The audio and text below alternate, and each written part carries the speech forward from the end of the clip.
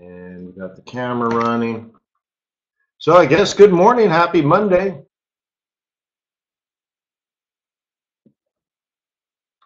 Hope you had a nice weekend. Hope you had an opportunity to review your charts, your trade strategies, maybe even do some swing trading.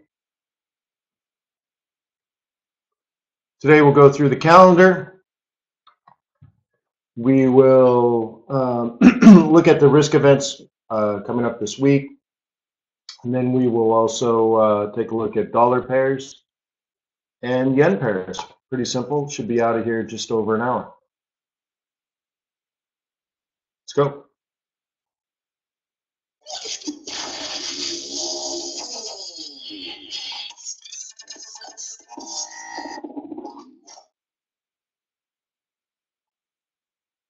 Yes, we can do oil as well.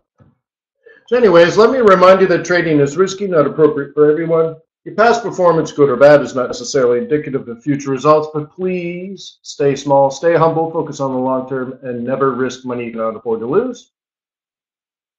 My name is Wayne McDonell. I am the Chief FX Market Strategist for TradersWay.com. Thank you very much for being a client. We appreciate you.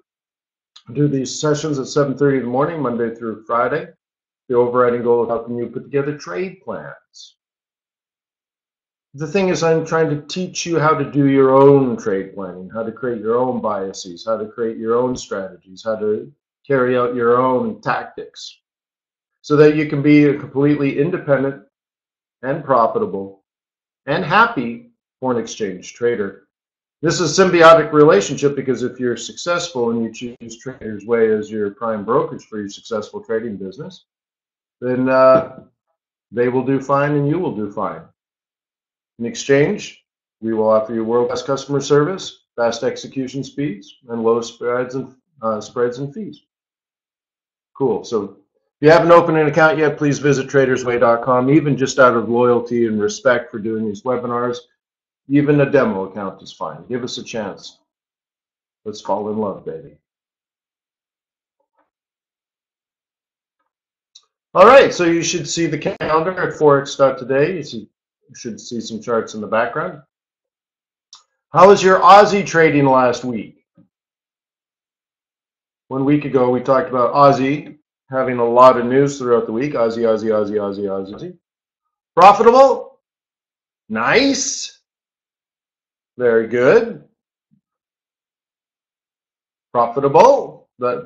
See? Profitable and nice and profitable. Very nice. Very nice. Good. Yes. You guys are so poetic. The way that you write good. Yeah. Well, right on, Jimbo. So let's go through the news calendar and figure out what opportunities and threats are set up for us today or this week. Okay. Now, the big thing, obviously, tomorrow is the Korean War is probably going to end. Cool, right? What does that mean for the financial market? I don't know. The Korean War hasn't ended before. So, good. But maybe Trump walks away. I mean, he's done it in the past. So it's fine.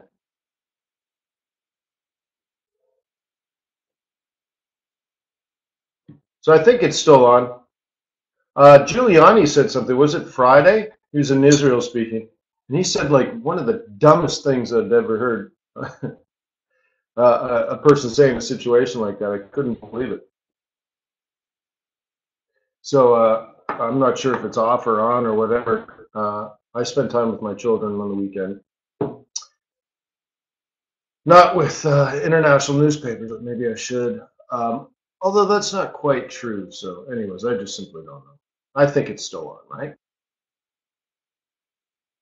When has Giuliani said anything intelligent? Yeah, well, he did do a good job during 9/11. He was widely acclaimed for that. One interesting thing, I have been on the same telephone call as Rudy Giuliani. We didn't speak, we're not friends, he didn't invite me to his barbecue, but I was actually on the phone while he was speaking.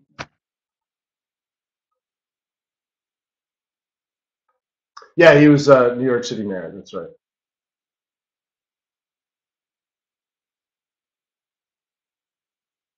Oh, okay, good. Right on, John. Thank you.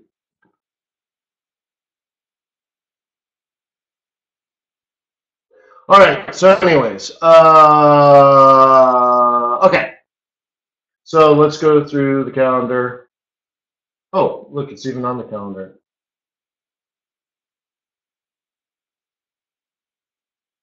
Interesting. I thought they were meeting tomorrow. Huh. Shows you. I guess I should have the TV on, huh? Blah blah blah blah. Whatever. Okay, so Chinese foreign direct investment, I don't think is that big of a deal anymore. 15 years ago, that was a big deal. So who knows what this, this meeting is going to happen. So just pay attention to the markets. Realize that maybe something happens. Somebody says something. Something does something. Somebody who knows somebody says something, and the markets move. So you might, right?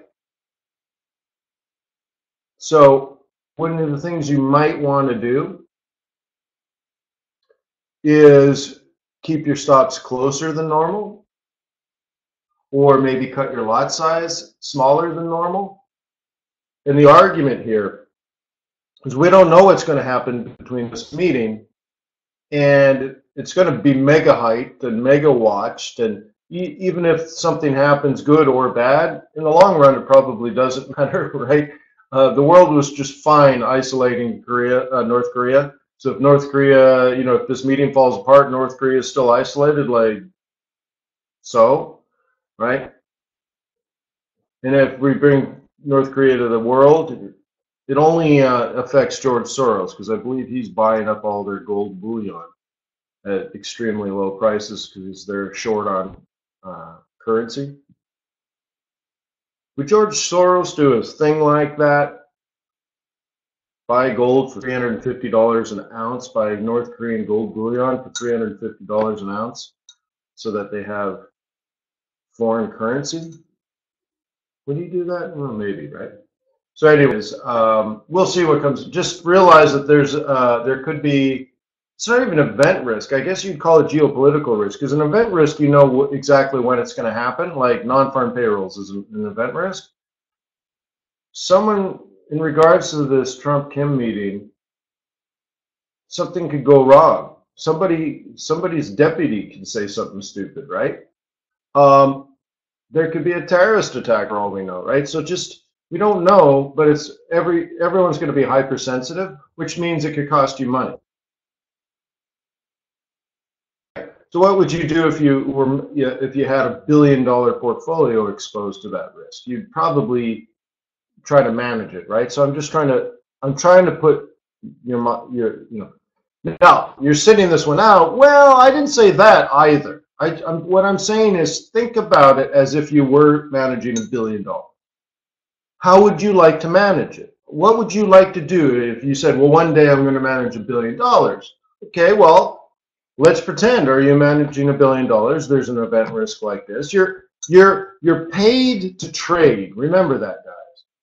They're not paying you to sit out the market. They're paying you to make money and manage the risk. Anybody could just stay out of the market, right? So I'm saying, well, think about it then. If you're paid to trade, if you're paid to be in the market, right? So what should you do? You should try to be in the market. You should try to capitalize on any positive volatility that's created. But at the same time, what's your risk strategy? Okay? That's what I offer you today. Think about it. Be the trader you want to be, right? Talk yourself out of the amateur mode and just pretend. All right, I have $1 billion, but I got to make money today. In fact, if the markets really move very well, like if it's risk on because everything goes smoothly, the yen's just plummet, you might make $1,000 on the pound yen. Or sorry, $1,000, 1,000 pips on the pound yen. You might make 10,000 pips on all the yens because you might go boom, boom, boom, boom, boom, boom. movie stop, movie stop, movie stop, and they all run. Okay, you know, but you have to have a fallback position. You have to have a way out, right? You need to know your exit strategy. Okay, so anyways.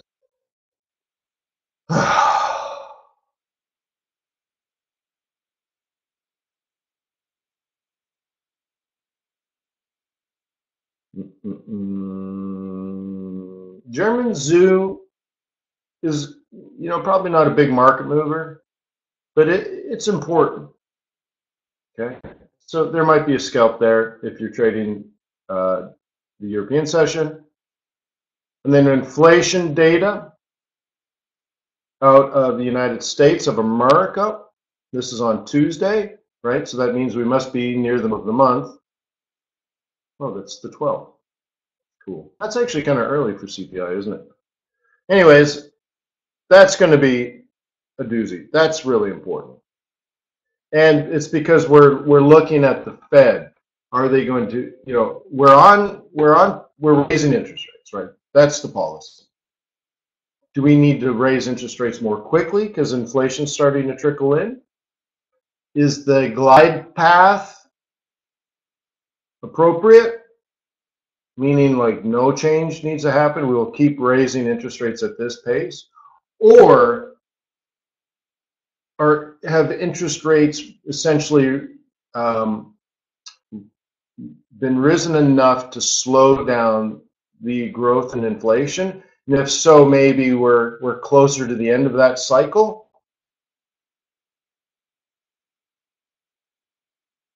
Right? You know what I mean? So, like, what is inflation? What is the number? Let's say it's 2%. What do they have here? 2.1. So, okay. So, what if interest rates were 2%? Is that enough? Because that would say there's no inflation now, right?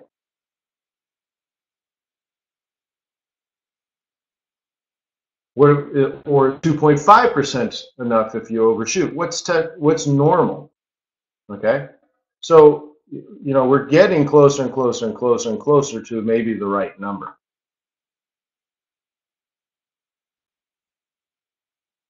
Okay. So anyways, people are going to watch that. This is going to be important. And Chinese GDP, yeah, boy. That's going to be good. Right after the Shanghai Open. So Tuesday is going to be good, right?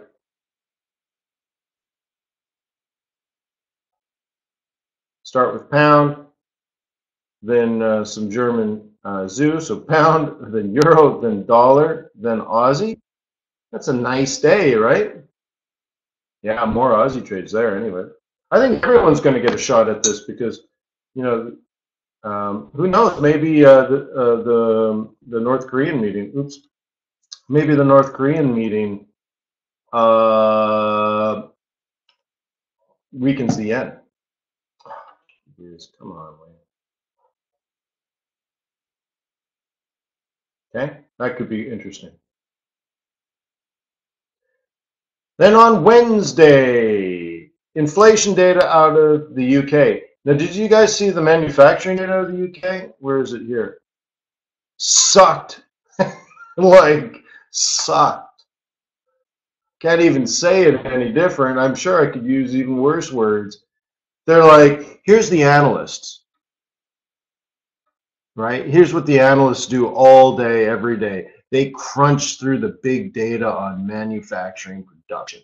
And they crunch this data, and they use their math, and they use their science, and they use their statistics, and they use their, right?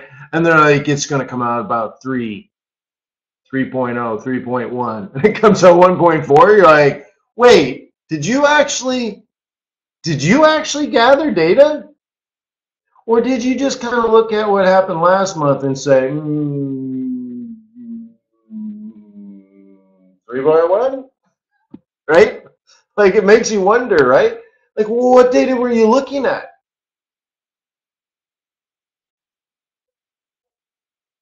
right? Like, what data were they looking at? Imagine there are people that have full-time jobs. They're supposed to be gathering data about manufacturing, right, and productivity. And they download this data and they crunch it and they analyze it. Like, right? It's amazing, right?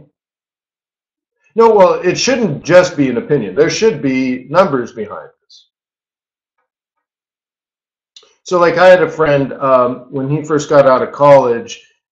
He went to Eastern Europe and he worked for one of the big consulting firms. And his job was to analyze the peripheral industry of Eastern Europe, which was like Czech Republic, Hungary, Poland, you know, that kind of stuff, right?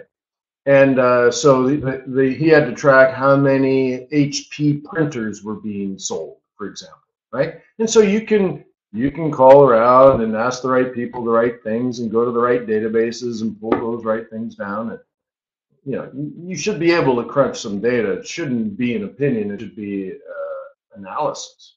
It should be an output of your research, right? So, anyways, I always laugh when it's like that far off. You're like, nobody knew that? Wow. Nobody did their job? But anyways, imagine him. He must have been what, mid 20s, Eastern Europe, you know, early 90s, living in Prague when you know, like that dollar was a lot of money. He's making like, I don't know, $120,000 a year in Prague, in USD. It's like the king of Prague, living a great life, doing an interesting job. It was crazy. Those were the days.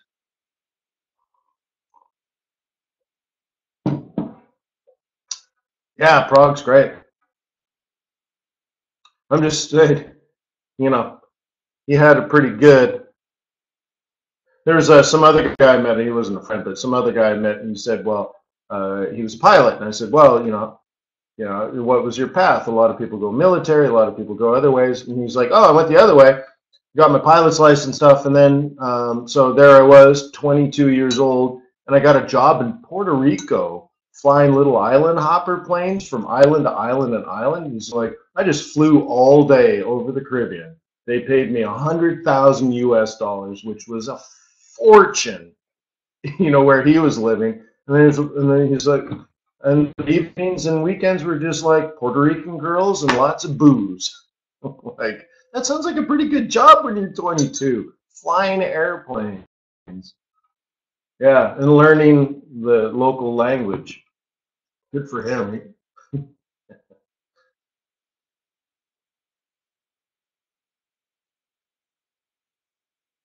All right, so hey. Look at that, Fed.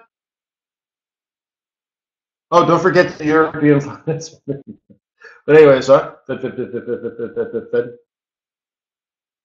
Cool. That might be important.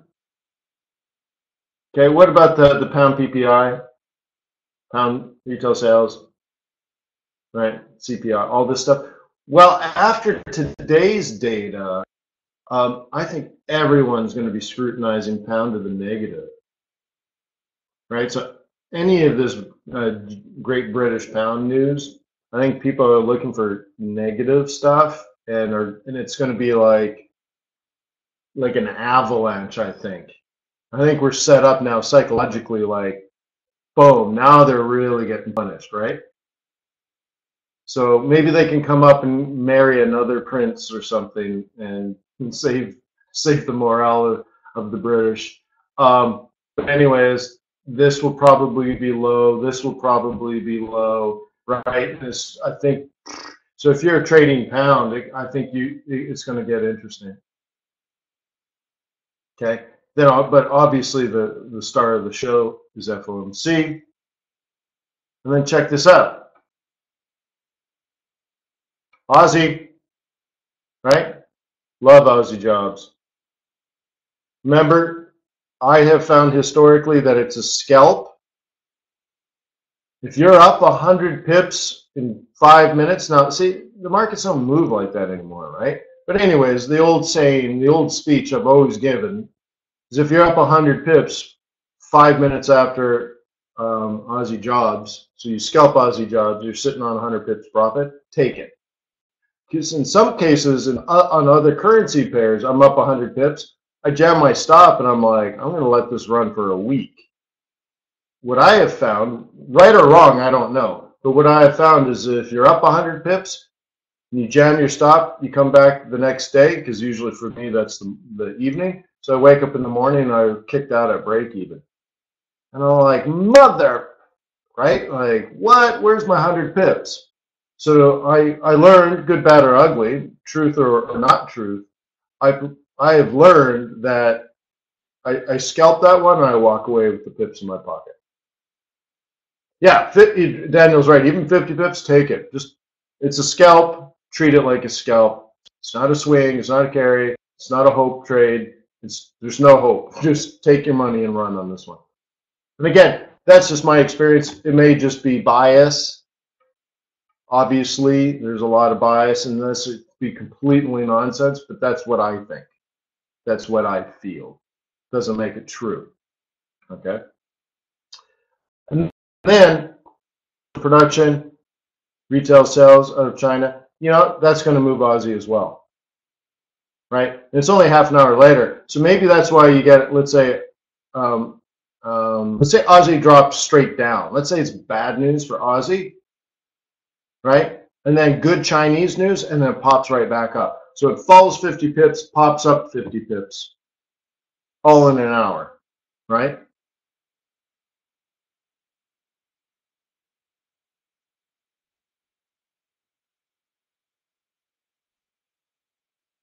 Okay, some German news. When you're dealing with Euro, German news is supremely important. Oh, and the thing with Italy, right? Did you guys catch that? Italy, the Italians said they're not going to leave the Euro. That's good for Euro, right?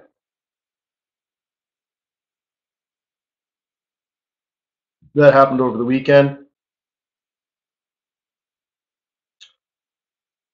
So anyways, German news is good for Euro. And then that one piece of Italian data, right? That's like, that was the news of the year for Italy. They're not going to leave the Euro. Great. Good. Great. Now go back to following Germany, and we don't get enough Dutch news. We pay too much attention to the Germans. I think the Dutch get underplayed, man. So like the Germans bail out everybody except Holland bails out Germany. I think that's really the way it works. Yeah, it says it's 5 billion. But isn't that true, Martin? Right? When Germany's done bailing everybody out, Holland bails out Germany. I think is really how it works. I think if you look at it as a percentage or per capita, right? I think a per capita who bails out Europe, everyone talks about Germany bailing out Greece and Italy and Spain and Portugal. But I think if you look at it as per capita, I think the Dutch pay more than the Germans. I don't think I can back that up in data, but I think, again, it may not be true, but that's what I think. Maybe Martin, maybe my Dutch friends know.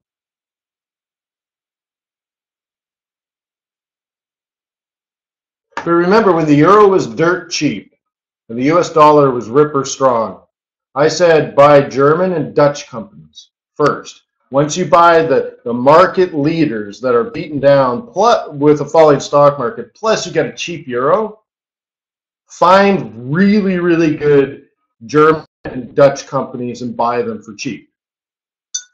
Right? You guys remember this? This was what, 2 years ago or something? And then when all that was brought up, then I said, now is when you go start looking at like Greek banks, Italian banks, Portuguese banks, Spanish banks. After the ECB has gone in and stress test the heck out of them and force them to, reserve up, if you will, right? Once they got all that stable, then I'm like, now buy all those banks because that you found your bottom.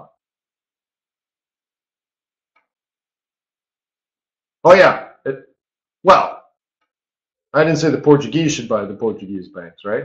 Foreigners with strong currencies should buy Portuguese banks. You don't buy them because they're good. You buy them because they're going to be around. You find the ones that are going to be around. But the point I'm making is when the dollar's strong and the euro is weak, the first thing you do is buy all the good companies that are undervalued, that you know are going to be around 100 years. And then once all those asset prices have gone up, then you take your strong currency and you kind of go for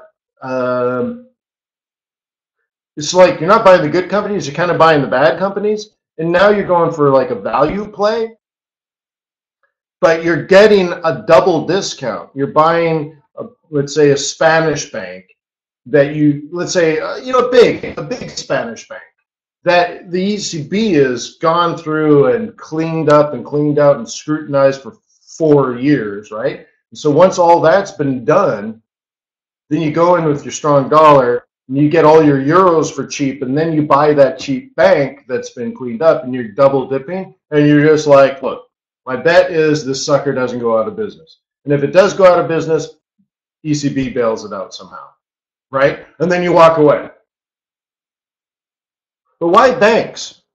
Well, if it was almost any other company and it went belly up, the government wouldn't bail it out, right?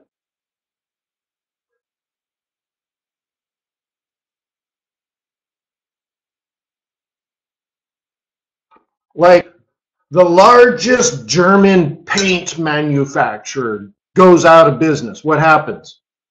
22,000 people lose their job, and that's that, right? A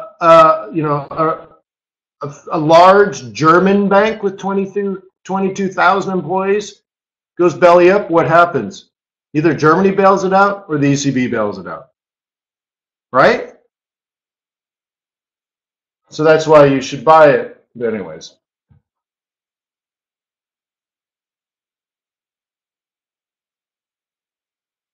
Right on, Michael.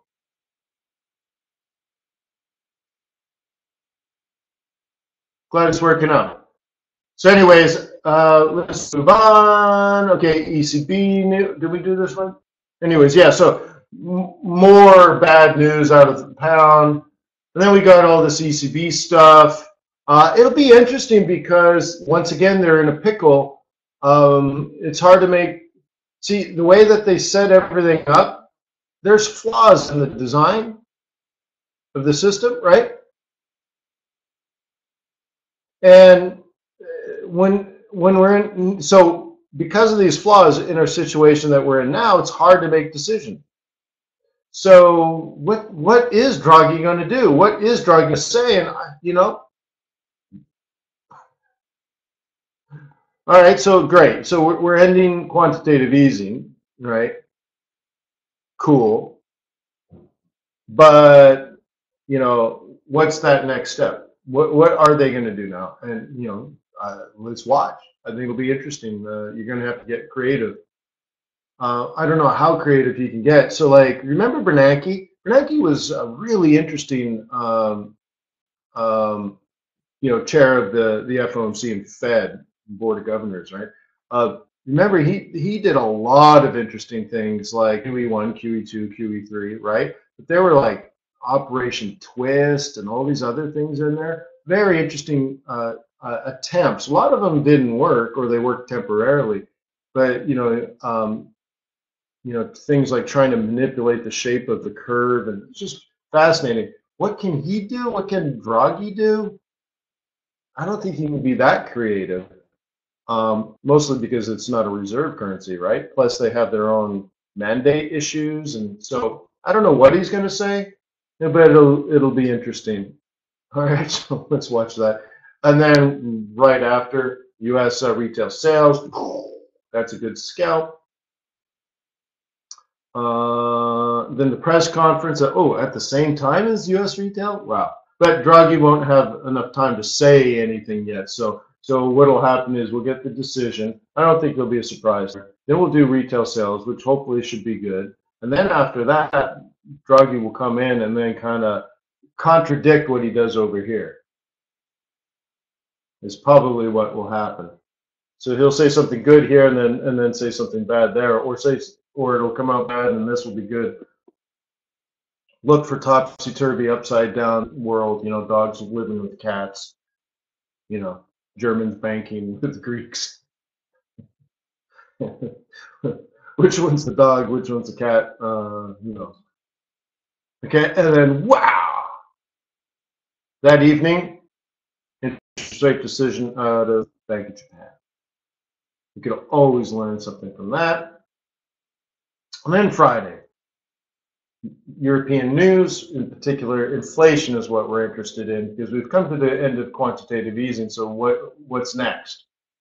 And the news was good for about 6 months in a row. And then for about 6 weeks in a row, the news was bad out of Europe.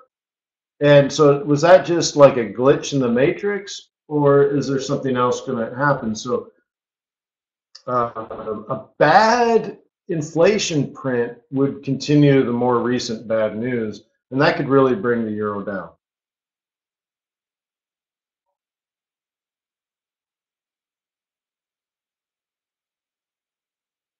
Look at that. I haven't been following the ruble. Interest rate's only 7.25. Wasn't it like 12% for a while?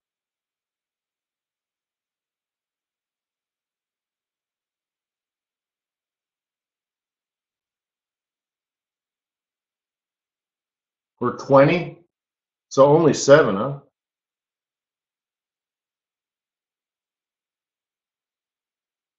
So that's the week as I knew it. That's my story and I'm sticking to it. Cool. All right, so everyone's talking about exotics, then why don't we start with some exotics? La la la la la la la la la la la. ZAR won't fall. Peso's in a place to fall. So this goes back to last week. We talked about this, and I was cautious about it. Let's get my drawing tool here. All right. There we go. It was this. We were talking about this last week. I said you could sell that.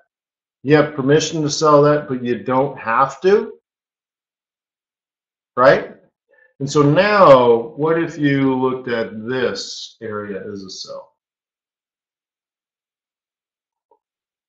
So instead of shorting up here, or this would have been the better short, the down and the up, but whatever. So you sold here, maybe this happens, okay? Or you're stuck in a range, right? And that puts you up here and it heads up here and down. So we don't know which one it is, but this kind of has to fall now if it's going to fall here.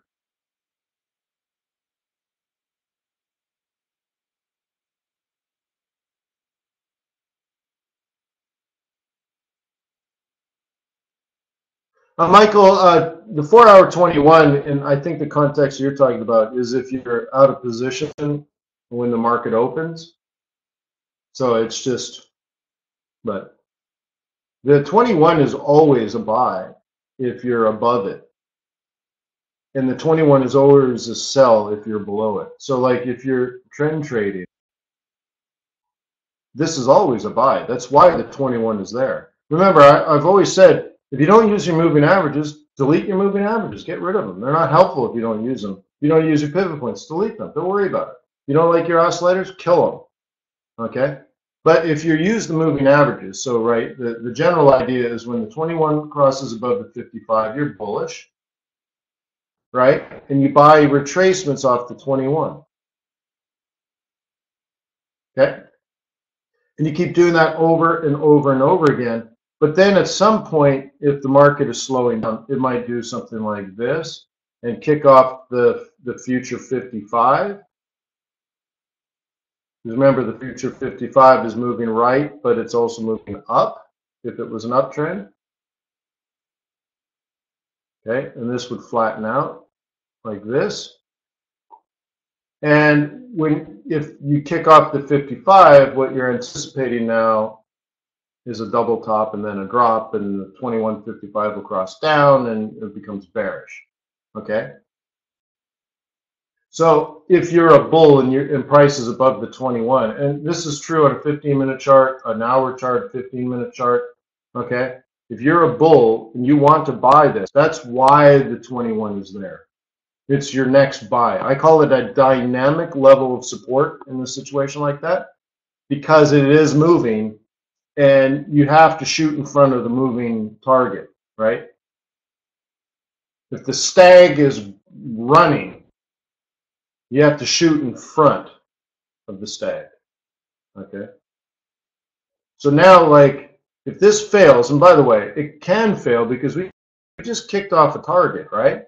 So that might be done. So what it'll do is it'll tell you, it'll drop below the 21, and you're like, I'm still bullish, but I'm now conservative. Here, when it kicks off the 21, you're bullish and aggressive.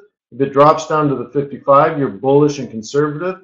Crosses over, you're now bearish. Okay. There's a clue here too that the 200 is in the middle. It's not supposed to be in the middle. It tells me it's not really trending that well. Right? It's down, up, down, up. So for it to trend well, imagine, if you will, using your mind's eye, if it did this and we're up here, right? What happens to the moving averages? Well, then this would move up, and the blue one would also move up, but more slowly. And what would the 200 do? Okay. Oops. So the part I'm talking about is if it's trending, the 200 should be below the 55, and the 55 should be below the 21, right? So here we are. The 200 is in the middle of the 21.55. Clearly not a strong trend. In fact, it's an indication that we've topped out. Okay, that it was bearish, then it was neutral, and it has recently become modestly bullish. And a new higher high would really, get us along the cycle. Okay, and you should be able to look at a chart like this, right? You should be able to go boom, and you see all that in less than 1 second. You should know where we are, where we've been, where we're going, all that kind of stuff. There's all that information is right there.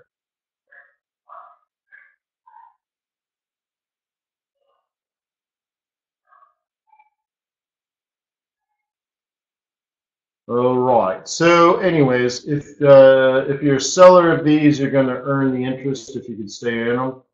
I don't know if you want to sell ZAR here, South African Rand. Okay. You might want to look for something like this. Hang on.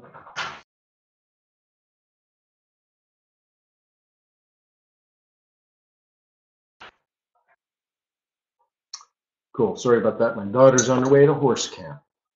No, wait, Girl Scout camp. Cool. So anyways, if you are a bear, you're going to try to earn some interest by lending South Africa some money, some US dollars. Cool. Then you're going to want to look for a rollover here. Now, based on what we just talked about, you see this? You're bullish, but conservative. Here you're bullish and aggressive. Now you're bullish and conservative because one of the things that this predicts is this.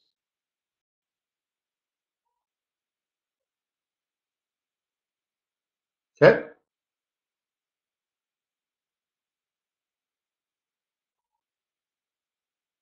That's South African Rand.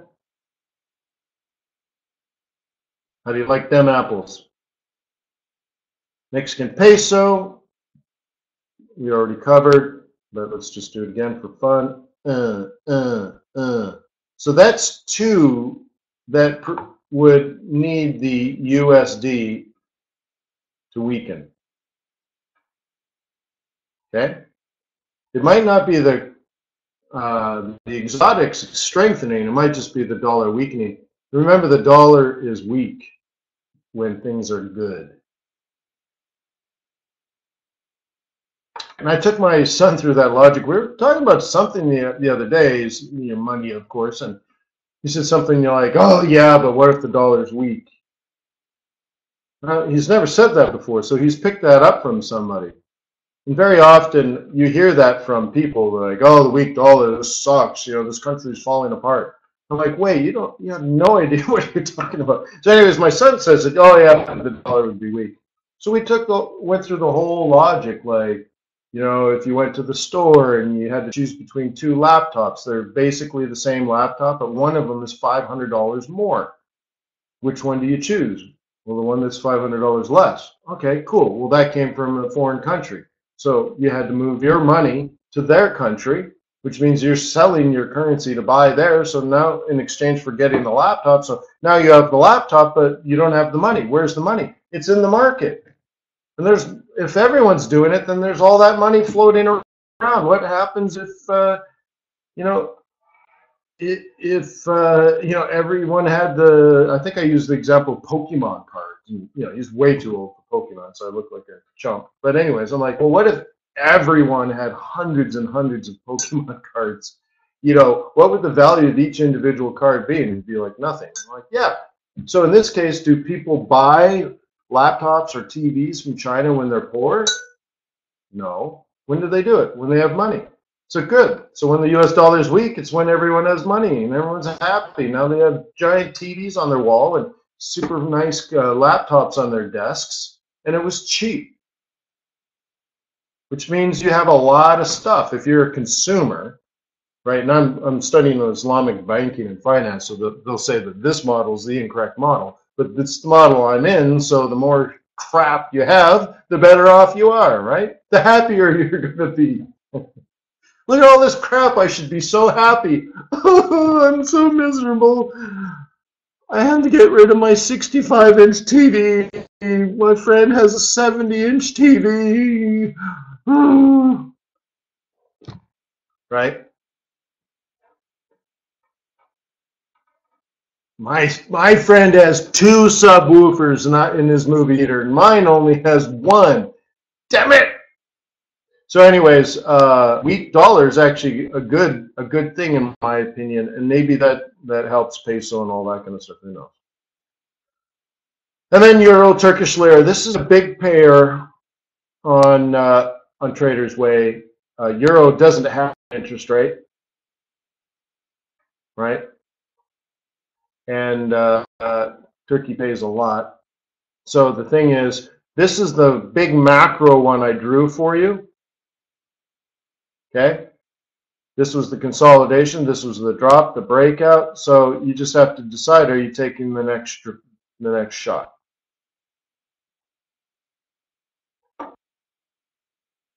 Okay.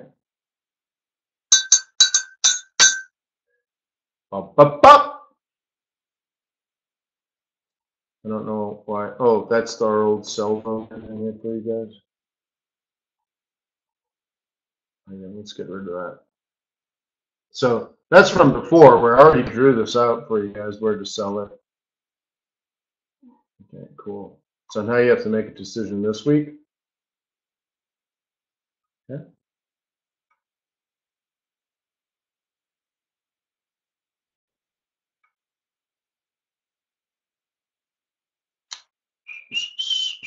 So there's your exotics.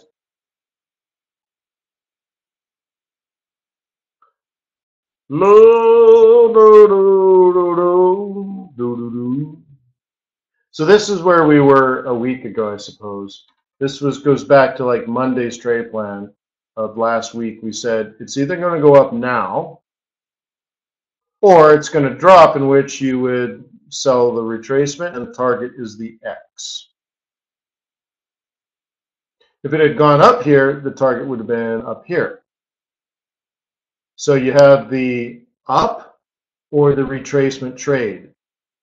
Isn't that cool how that worked out?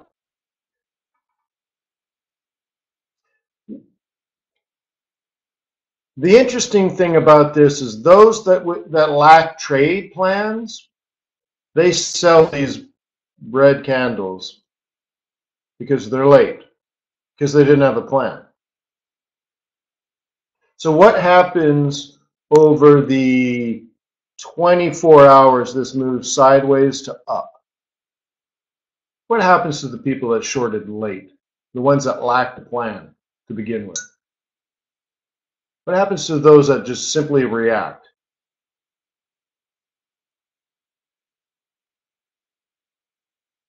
I'll go ahead and wait. Thank you. Michael's. What happens is, well, A, their stop has to be pretty close because they're not going to risk this many pips. So their stop's close. And as it retraces, they get knocked out, knocked out, knocked out, knocked out, knocked out, knocked out, or even lost money. Okay? Those with bearish trade plans found this incredibly easy. Okay? This is a sell. This is a sell. For the bears, and this, by the way, this would have been a sell up here as well, but we didn't get it. And the target for all of those opportunities is this green zone.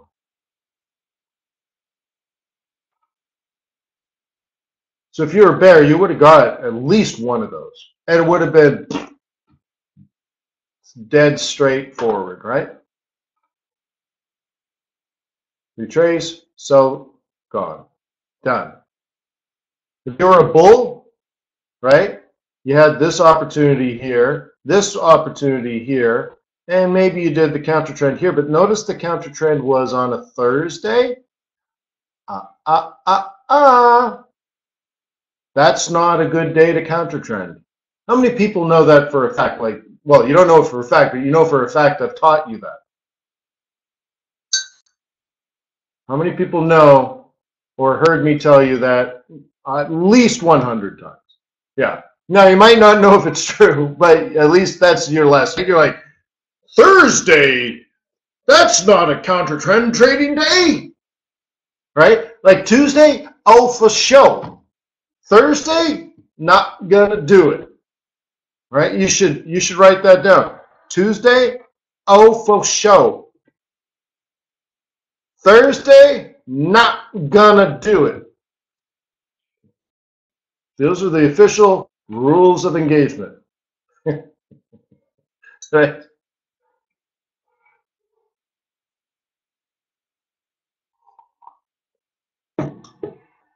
What does a fox say? Oh, for fox's sake.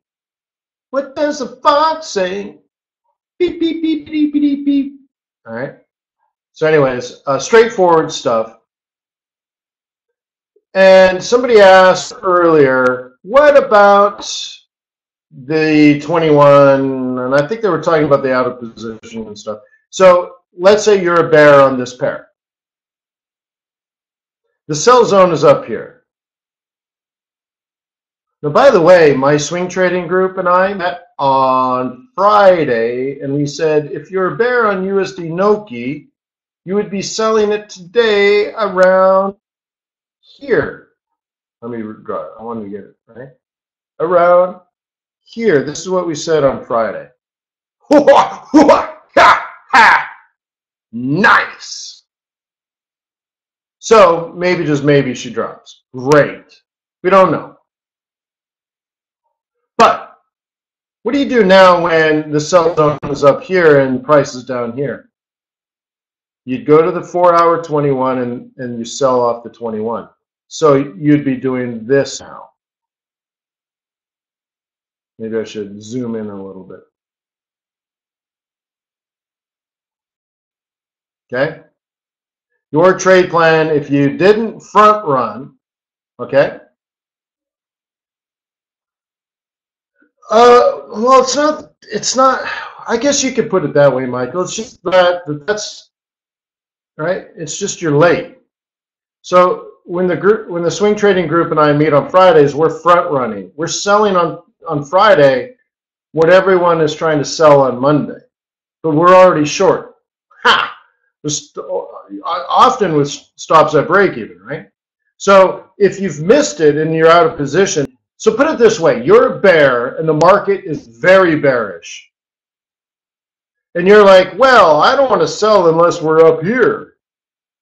Well, dude, it ain't going up there. Where were you last week when it was at that price? You see what I mean? Like you're bear and it's bearish, so why would it rise? It's just too bearish. But how do you sell a market that's too bearish when you're bearish? You got to be in it, right? You're like, market's bearish and I'm a bear and I'm not in this. Like, I got to get in this. So what's your second chance? 4 hour 21. Okay. So my bears on Friday for this pair that's sold in here have a chance to sell it again here if they choose. Okay. And they're taking advantage of down, down, down, down, up, up, sell, down, down, down, down, up, sell, down, down, down, down, up, sell, down, down, down, down, up, sell, down, down, down, up, down, down, down, down, down, down, down. Right? And it will keep falling and falling and falling forever until it does that. When it does this, your bearish days are over, my friend. The trick is to anticipate when that reversal is likely to happen before it happens. And you can. Not a problemo. No problemo, senor. All right. So that's Noki. How do we get on that? Let's do dollar, euro dollar. So on Friday, the swing trading group and I said, if I were a bear and I were to short euro, I would short euro in here, and this would be the best price to do so. But the thing is, on Friday, we were down here. Okay? If you were a bull, okay, if you were a bull, Friday's price right here was the place to go. Was the place to go long. So if you're a bull, let me change this up. Okay? If you're a bull on Friday afternoon and you were a swing trader and you were to swing it, yeah, right in there.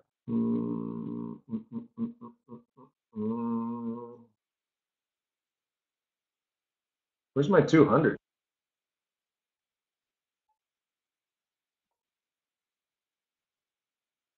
This one doesn't have a 200. Interesting. Cool. So if you're a bull now, you're looking at this is up, up, up, up, down, down, buy. See the central pivot, right? Up, up, up, up, down, down, buy. See the central pivot? Up, up, up, up. That's what a bull is thinking right now. See, David, yes.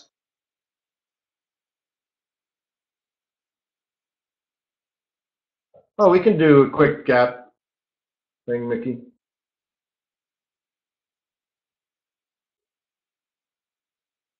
I think there's a gap trading video in one of my video training courses. I don't think which one. I don't think it's basic training. Is it scalping? It's probably in the scalping. In the scalping course.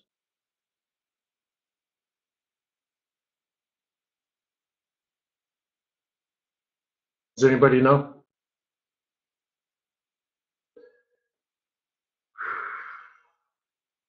I can't remember. So anyways, that's what's going on there. So if you do this, right? If you're a bear, you're selling now. If you're a bull, you should have bought earlier. And Yeah. So I don't know what you are, but there are good opportunities to do what you are. If you don't know if you're a bull or a bear, then that is your problem. It's not your RSI. It's not your stochastic setting. It ain't MACD, baby. It's not your moving averages. It's not your technique. It's not your candlestick patterns. You just don't have a trade plan. That's your problem. You don't know what you're doing. Even if you're wrong, you don't know what you're doing. That's why you need to have a trade plan and strategy. So you look at this and you have to ask yourself whether you're a bull or a bear. Well, we're approaching on the 4-hour the neutral zone. And the neutral zone is fair market value. In which case, I have no idea where it's going. I couldn't tell you if it was going up. I couldn't tell you if it was going down. So you should pick your bias, bullish or bearish, and you should do your job. Sell in the sell zones if you're a bear, buy in the buy zones if you're a bull. And some people, what they try to do is they use this 200, as I just taught you how to use the other moving averages, right? So like, let's do it this way. You see this? 21, down, down, down, down, up, up, sell, down, down, down, down, up, up, sell, down, down, down, right, up, sell, down, down, down, down, up, sell, down, down, down, down, up, sell, down, down, down, down, up, sell, down, down, down, down, up, sell, down, down, down, down, up, sell, down, down, up, down, down, right, up, 55, uh-oh, should grow cautious there. Down, down, down, down, up, sell. Down, down, down, down, up, sell. Down, down, down, down, up, sell. Down, down, down, down, up, sell. Down, down, down, down, up, sell.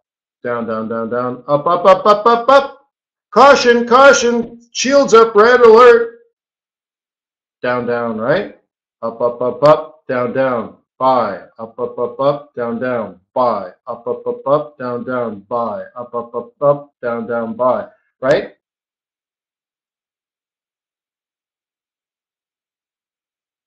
Okay. You see what I mean? Sounds really difficult when I do it that way, right?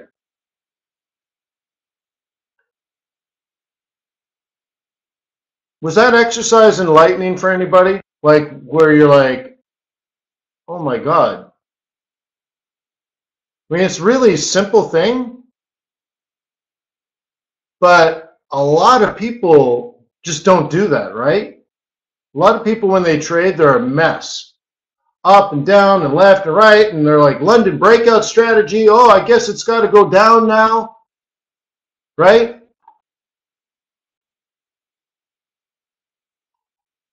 But then on a 4-hour chart, you're like, oh my God, I could have just sold retracements of the 4-hour 21, and I would have made money like almost every time. Like, is anyone doing something more complicated than that and getting less results than they would like?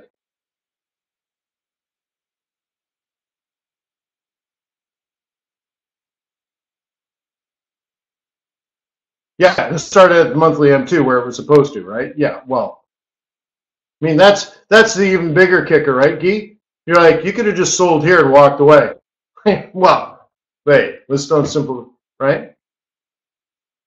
No, but it's not a trick question. Like, I think a lot of people open up their charts every day. They look at their charts as if they've never seen them before, and they're trying to figure out what the market's going to do today.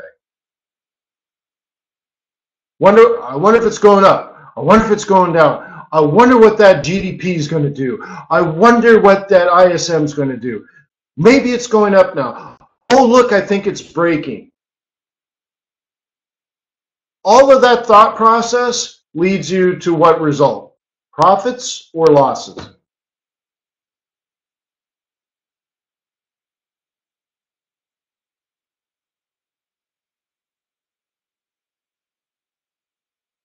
Yeah, it's amazing though, isn't it, guys?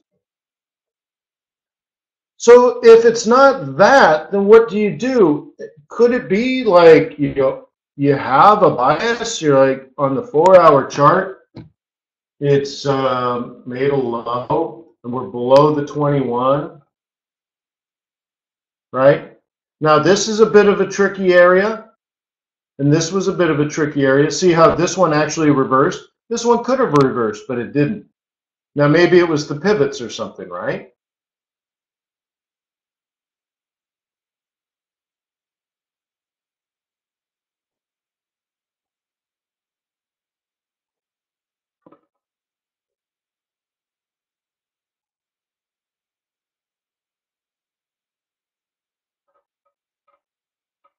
Hmm.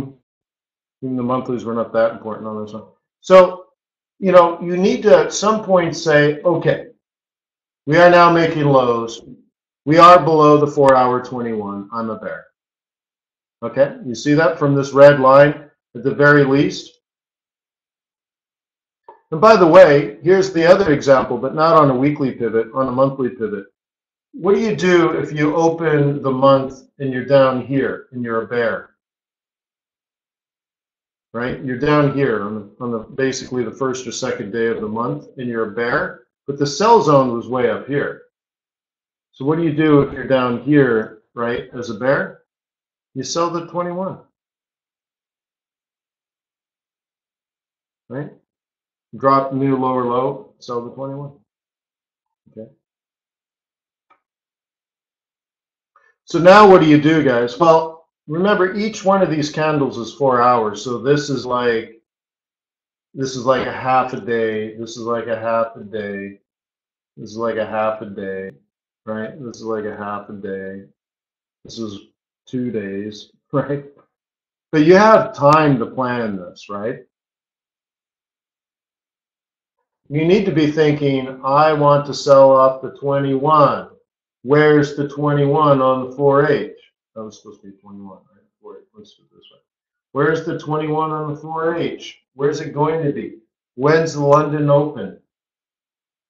I'm going to sell near the London Open, near the 4-hour 21.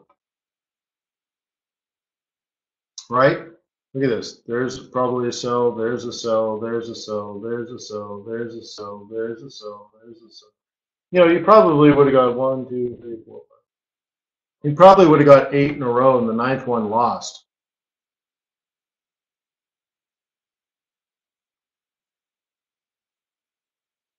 Okay? So I hope that's enlightening. If you know the other stuff doesn't work, then I hope this is the stuff you concentrate on. Long-term charts like a 4-hour or fundamentals. Economic data in this period was horrendous out of Europe. Okay? And I think it was in here that Draghi started talking down the euro. Because remember, he's trying to create inflation. A rising euro is deflationary.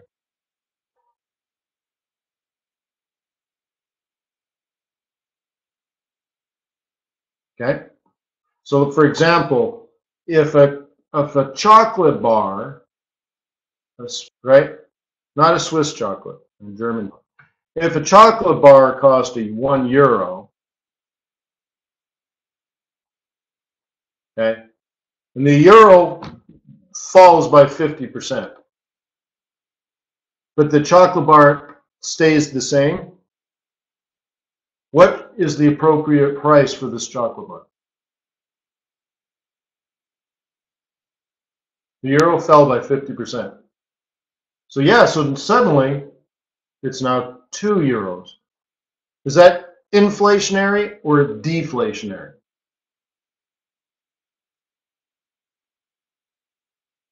Yeah, it's inflationary. So the central bank wants the weaker euro. Wait, remember that conversation with my son? My son picked up from probably one of his loser teachers, right? Like, hey, the weak dollar is a bad thing. I'm like, well, then why are the central banks trying to create weak dollars, weak euros? There must be a reason for it, right? So anyways, look at that. In here, Draghi started to say stuff that was not, if that was like I would translate it to talking down the euro. Yeah, inflate away debt, sure. It's important.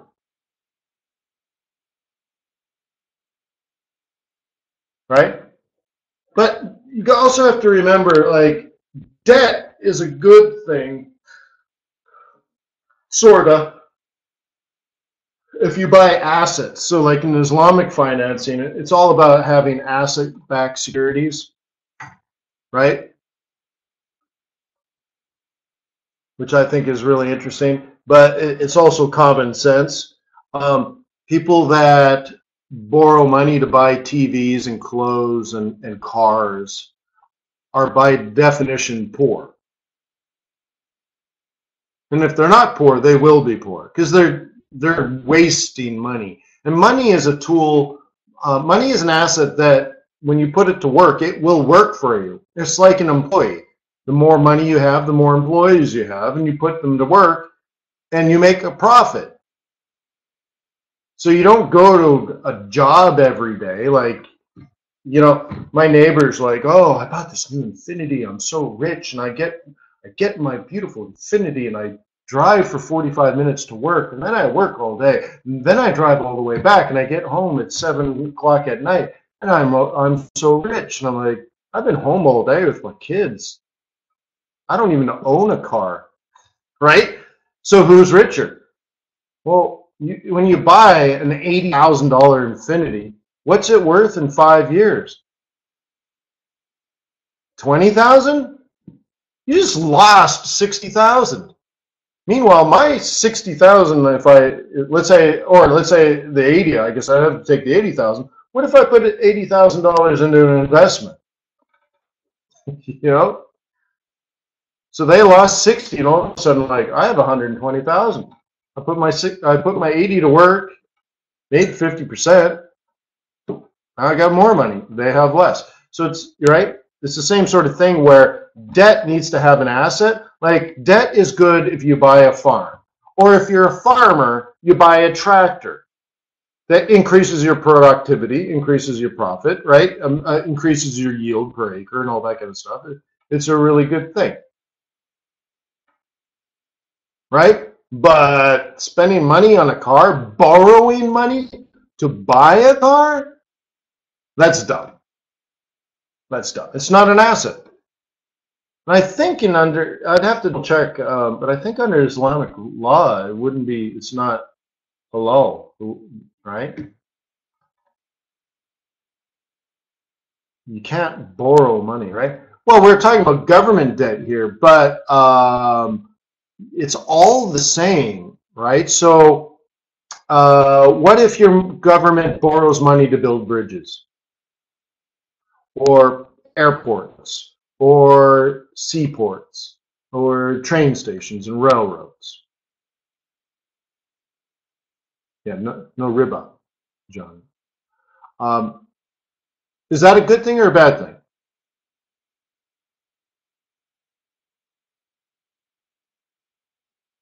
Cool. Well, what if your government builds Humvees and M1 A1 Abram tanks?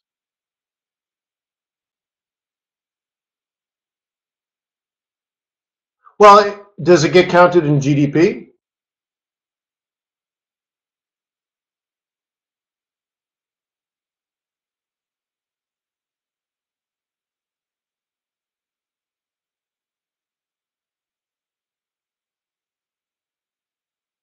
It does. Tanks get counted in GDP. There's an asset. Okay? But it doesn't trickle down through the economy. I mean, you got to hire a company like FMC Corporation, right? They used to make farm tractors. Now they make Bradleys, right? But yeah, it's an asset on the book. Transfer payments, right? So just one little thing. People say government spending is part of GDP. That's not true.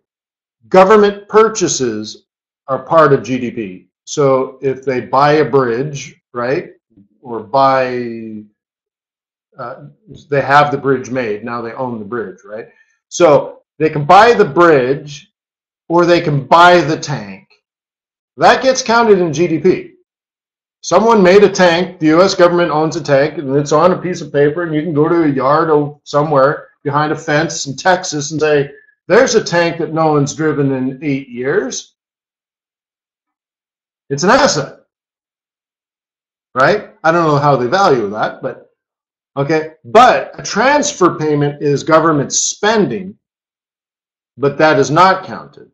So if the government takes my money, some of my money away from me and gives it to a retired person or a homeless person, all they did was transfer my wealth to them.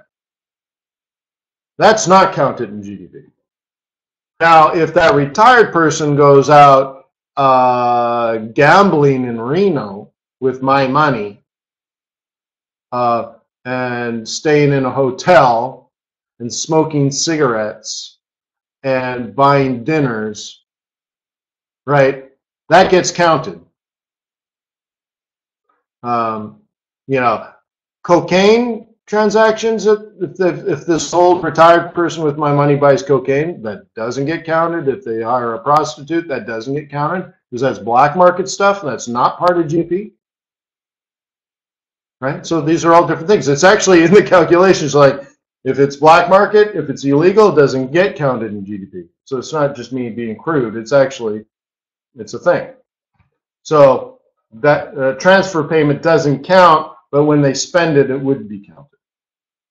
Okay.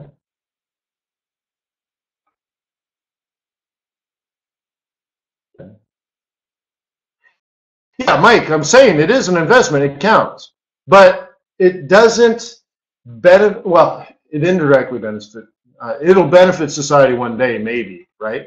Or it's there to prevent war. That's one argument. You have a lot of tanks, so nobody attacks you. Okay, cool, right on. But they do get counted in GDP. It is productivity. Somebody made a tank, somebody owns a tank, somebody spent money on the tank. So you have GDP can be income, right? The government spent money.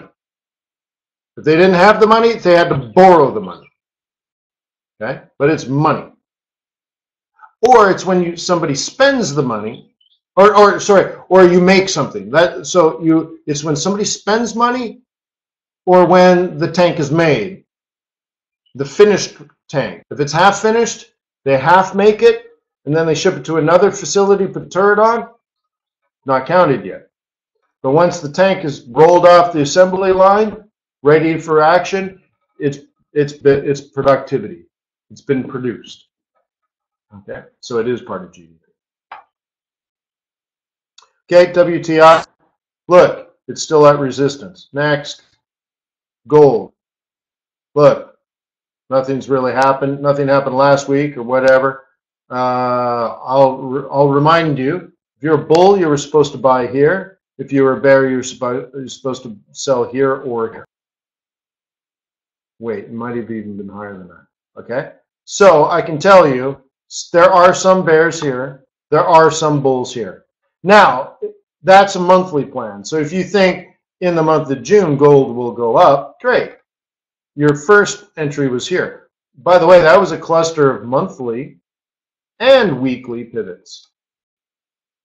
Okay? Now over here, if you're still a bull, okay, what I covered on Friday, if you were a bull in my swing trading group, we covered this as a buy, and we covered this as a sell. So that means if you bought on Friday, you might have been knocked out of break even, but it did go your way. If you were a bear on Friday, you had your opportunity to sell right here, and now you're near break even as well. And that's what happens when you get yourself into a mediocre market. But that being said, this is your buy zone this week, this is your sell zone this week, and everything else is nonsense.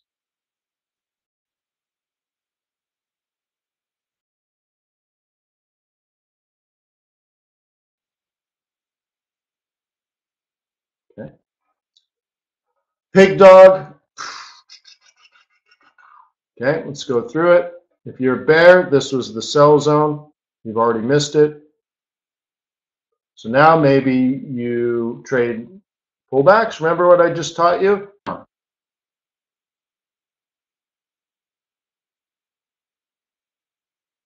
There are three words that follow it: down, down, down, down.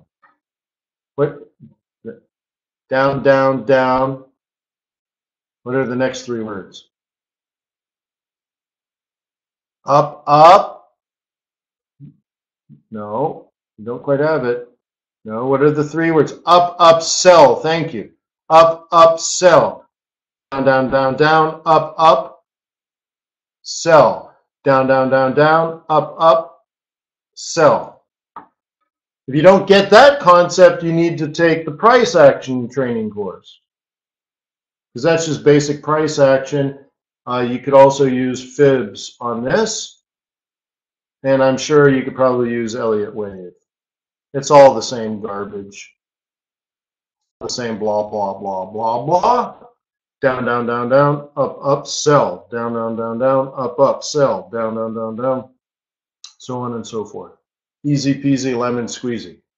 All right. But you're not a bear, you're a bull. This is your buy zone, and there is no other buy zone. Sorry.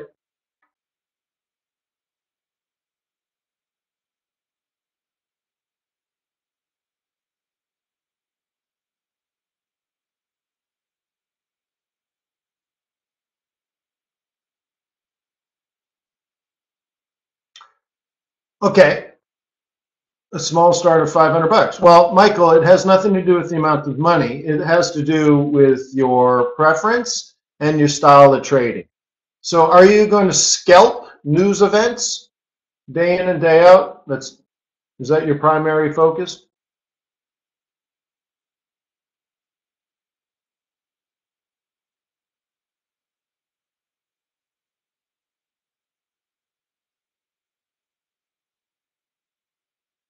Well, day trade, yeah. No, I'm talking news events. Are you going to focus on event-driven strategies? The answer is no. You're not scalping news. Then do not choose fixed, in my opinion. You want the lowest spread possible. Okay. You want fixed. Fixed is going to be a higher spread than variable most of the time. But when variable is wide around news events, your fixed would be fixed. So if you're trading news events when maybe a fixed variable would go to 8 pips, your variable spread goes to 8 pips, your fixed would stay whatever it is, 3 pips, right? So therefore you'd be better off there. But if you're just day trading and some swing trading and all that kind of stuff, then you choose either variable spread or the ECN. So now it comes down to whether you'd like to pay for your service, the services of TradersWay, through hard dollars or soft dollars. Soft dollars means you're paying through a spread. You don't really see it. You don't feel like, oh, right, I'm going to pull the trigger, I'm going to spend this amount of money or whatever. It's just all calculated into the spread. Okay? And as a money manager, I prefer that. Because when I tell my clients, I'm going to charge you, every time I place a trade, I'm going to charge you, $300. And they're like, $300? I'm like, yeah, well, it's a $3 million trade. Yeah, but $300 every time you pull the trigger? I'm like, well, I'll tell you what. We'll reduce the fees to 0, and we'll just trade the interbanking spread. That sounds better. So every time I pull the trigger, it'll still be $300, but there'll be no fees. There'll be a spread. So it really comes down to, do you want it sort of the fees? And by the way, $300 would be like a $3 million trade or something, right? So really for you, it's like 30 cents. Do you want to pay the 30 cents up front, or do you want to pay for the 30 cents in your spread? At the end of the day, there's going to be a cost, right? So do you like it to be in the spread, or do you want to just pay the spread? Either way, to me, it's the same thing, right? So I prefer in the spread too. So I go with the variable. I like the VAR. If I were me, that's what I would do. But you certainly could do the ECN, and what happens is you pay the fee, but your spread is like basically zero or close to it, and you feel better because you basically have no spread when you trade. You know, and some people that only make 9 pips on a trade, they feel like, wow, but I make those extra 2 pips. Yeah, but you still pay for the 2 pips. You just pay for a commission. I don't like commissions. So put it in the spread. Plus with variable, sometimes if you're really watching, you can get some like near zero trade, you know, near zero spreads, right? So anyway, so I prefer VAR. Always have.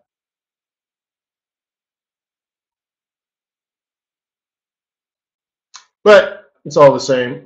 Only the names will change every day. Right, I think that's it, right? Oh, we got to do some CAD? Nothing. Good. All right. If you're a bear, you're in a bear zone right now. Anybody a bear on USD CAD? Well, if you want USD ZAR to fall and USD peso to fall, right? So if you want the Rand, USD Rand to fall, USD peso to fall, USD lira to fall, then you probably want USD CAD to fall too. Well, so there's the sell zone. There's the target. I don't have another plan. Sorry. The only other plan for me, and I find it a little more dangerous, but if we find ourselves up here tomorrow, I might sell that. But that's less ideal. I hate selling higher highs. I hate it. And I'm a lover, not a hater, as most of you know. Okay?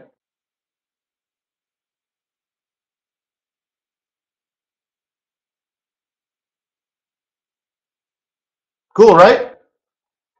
What a good week it's going to be. I'm so excited. These are good times. These are exciting times. Right? British are ruining the pound. The Europeans are ruining the euro. What more could we ask for? Socialism is taking over Europe. Right on. Yeah, they're handing it over though, right, John? And you guys have heard the story, but so I won't tell it too long. But it was when I was in Spain, and I was in like this, 300-year-old farmhouse having dinner with like, I don't know, 20 traders. And I gave this big speech about how I thought the euro was awesome, that they were going to take the best of what the United States of America did, combining all the colonies, and then later on the states, and then building a central bank, and actually building 3 central banks. The third one finally stuck, and learning from all that has worked in the last 100 years, and then improving upon it is what I really thought the Europeans would do. Like improve upon, like take everything good from the Fed, then improve upon it. And they took the liberty not to do that. So anyways, I did the big speech at the time. I think it was 2007.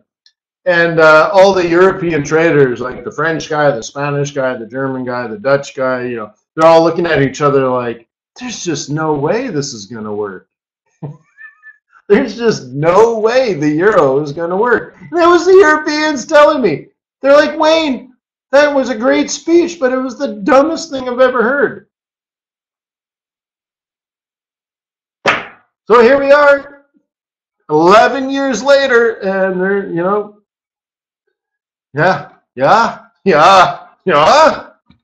yeah. Slap at the base, right? Yeah, anyways. So anyways, I'll see you guys tomorrow. I'll be here if you need me. Lots of news this week. And then summer's going to come up and bite you in the butt pretty soon. Right? So really appreciate these weeks that are just loaded with news. And then one day you'll just be looking at a USD JPY chart that's moved 35 pips in 24 hours. And then we'll go through this quiet period. And what I've taught people in the past is that lull is where you're supposed to do your work. And what happens is other people will cry and whine, and they'll tell you this sucks. You can never trade in the summer. Forex is horrible. The lack of volatility is deafening, and there's no way you can make money. And it's true. There's no way you can make money.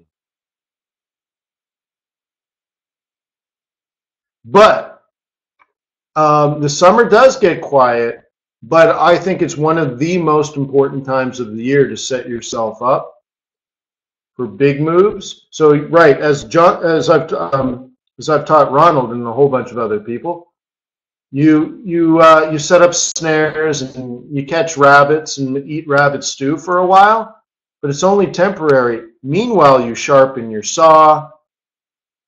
You repair your nets, you repair your, you make new arrows, and you prepare for the big hunt because big game's coming soon.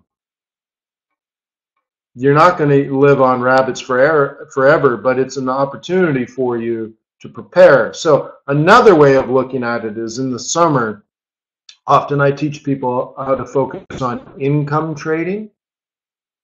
And that's where you just make enough money for the day to survive. And you're okay with that and you expect that. But then later on, when I get back from Harvard, we'll start pairing for going on the big game hunt. And that's where we're going after, not deer, but buffalo. And we're going to beef up our pips, our storage of pips for the winter. Okay? And all the whiners and the naysayers of, miss all those opportunities because they're totally asleep. They're like, nothing's happening in Forex, right? And meanwhile, we're building little portfolios that, if we're lucky, will just suddenly kind of take off.